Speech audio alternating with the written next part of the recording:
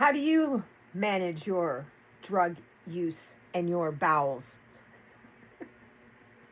And what are you willing to do for relief? Let me tell you what I got to say about it and how my day went. Well, I won't be super graphic, but I'm going to, yeah. Anyways, hi. Welcome to As Sarah Turns, where I talk about my memoirs, my aspirations, and everything that happens in between, like this. It is October 6th at, I think 20 after 7, 2025. Hi, I'm Sarah. And in case you're not caught up, once they're all published, I'm recovering from surgery on the 2nd of October. I had a brow lift, not because I'm vain and feel that I'm getting old, but because my eyebrows were below my brow bone and impeding my field of vision. I may still have to have some extra skin taken off here. We'll see. That'll come out of pocket. This one, though, because my vision was obstructed, insurance covered it. Anyway, I am not new to surgery. This is the third surgery I've had now. I've had 2 full hip replacements and this surgery on the 2nd. And so each time there was anesthesia involved. And ironically, I'm so glad I opted for just the Valium. But on the the last week of September, I had an epidural shot for the stenosis in my back. And they, you can't move because you could be paralyzed. So sorry, I'm really not well still. Today is rough. So they offer to prescribe Valium or anesthesia. And I was like, I knew I had this surgery coming. So I was like, I don't need to overload on anesthesia because it picks up your system. Holy shit. And so and they tell you, right? And opioids as well, right? So there's all kinds of drugs. This is another thing. When I was a little girl, I just thought drugs were narcotics. I never thought about pharmaceuticals as drugs. Again, speaks to the volumes of the rearing I had.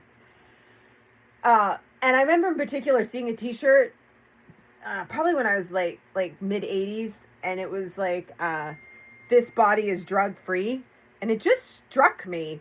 I was like, what a claim, But again, I just thought narcotics. And I was like, well, I guess that's pretty easy. Not everyone's a druggie like people I knew. And, but then as I got much, much older and I started thinking about that and realized, there's pharmaceutical drugs as well. What a statement that is to say that this is a drug-free body. So, and let's extend it even further. You're telling me that you've never consumed caffeine, that you're not a smoker, that you don't eat sugar and you don't drink alcohol. I mean, those are all considered a type of drug, right? So anyways, in the circles that I was reared in, it was narcotic drugs, not pharmaceutical drugs.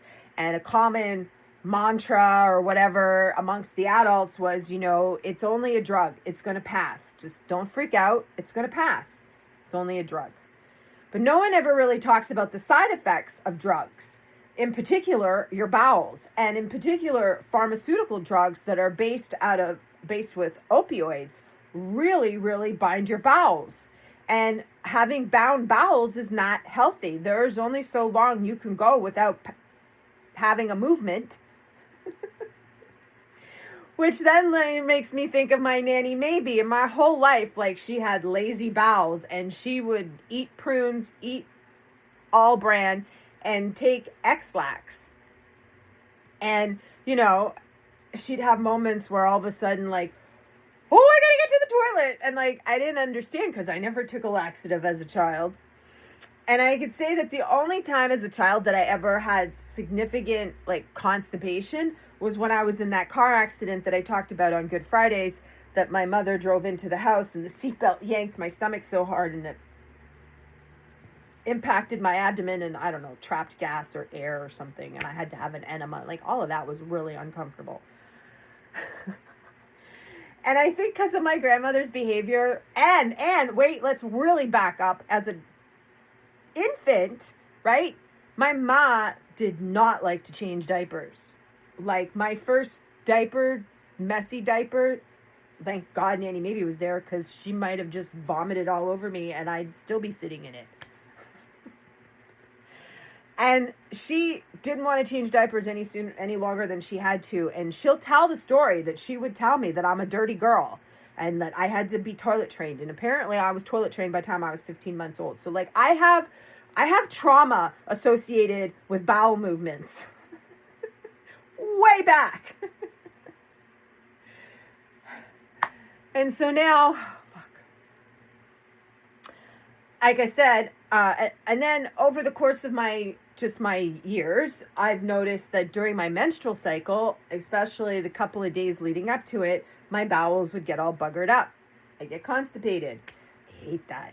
It's like, I am not leaving the house. Like, I'm on a clock. Like, I'm not leaving the house if I've not sat on the toilet. And I feel fat and yucky if I have not expelled my bowels daily, right? So now, when I had the hip surgery, I had a severe reaction, delayed reaction to the detoxifying, I guess, of like flushing the anesthesia out. And I had 15 hours of, I was incapacitated. I was in so much pain. It was all I could. My Victor came and sat with me for 15 hours and just let me lay my head on his lap while I wallered and wailed and moaned and groaned and ran back and forth to the toilet and tried to do. And it was like I was just kept coming and in the showers and freezing cold and it was the worst I had felt, right? So with this one, I was anticipating that. I'm like, okay, don't overdo it on laxatives, right? And because of where my surgery is and where the healing site, the wound is, I'm not supposed to like furrow my brow and like bear down or anything. Well, anyway, today I woke up. This isn't super painful. I mean, I have a constant headache, and this is getting a lot better. But my stomach was upset and my bowels were angry.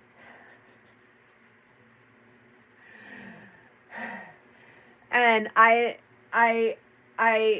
don't know if it's because I didn't take enough laxative this time. So obviously there's a fine line between laxative.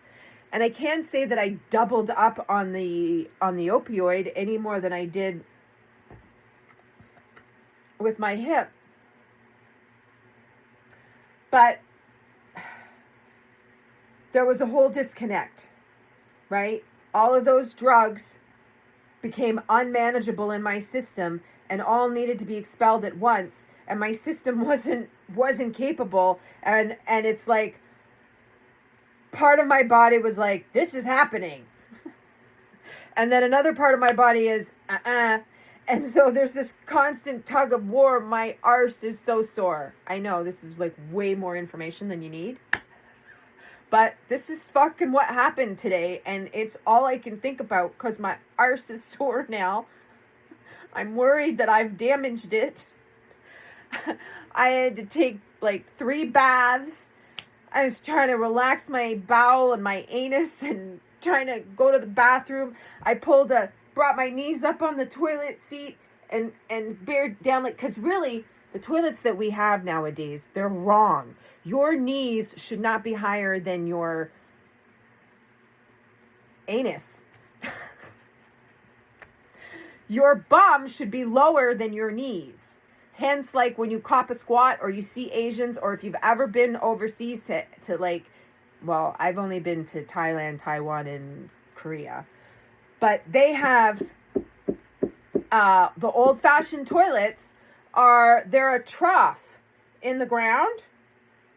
In Korea, it's a trough in the ground, and it's if you're lucky, it's porcelain. And it has a little hood, and you literally, it's in the ground. So you squat down. And you poop. And if you're in Thailand, you step up. There's two like steps that straddle, side steps, that there's a front step and there's two side steps, if I remember correctly, that straddle the toilet bowl, and you bear down like that too. So I was like, it wasn't coming out on the toilet. It wasn't coming out with my legs up on the toilet seat. I'm like, what am I going to have to do? Like, I am in so much pain, and now my sphincter won't fucking relax, and I can't even sit down. Like, this is not good. I'm not even going to tell you what I had to do with a rubber glove and in the bathtub. Just saying.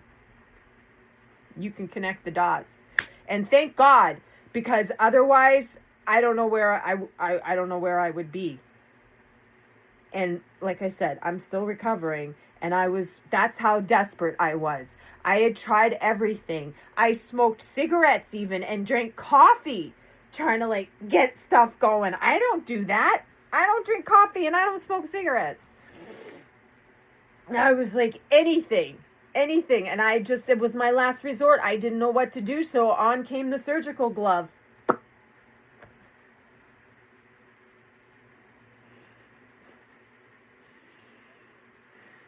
So, what are you willing to do?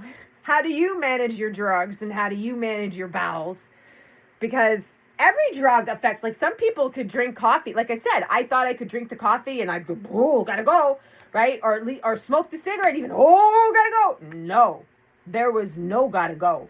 That part felt like it gotta go, but the stuff inside was like, no, we're damned right the fuck up.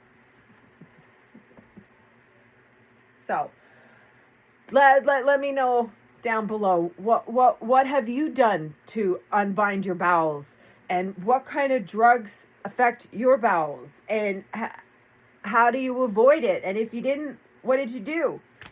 And don't forget, join the turning, subscribe below, become a keeper, because geez Louise, Pete, someone's got to keep me in orbit. So, on that note, TikTok spit spot. If not now, then when? I'm calling it a night. I know it's a short one, but I'm not well. We don't need to talk about poopy bowel talk anymore. It's enough of that. And to be continued tomorrow with a better topic. Hopefully I'll be feeling better. And remember, we got dreams to remember. Oh, now I got a cuticle loose. Anyway, I can't wait to see you tomorrow. I hope you had a great day. I'm sure it was better than mine. Let me know below. I'll talk to you later. Cheers.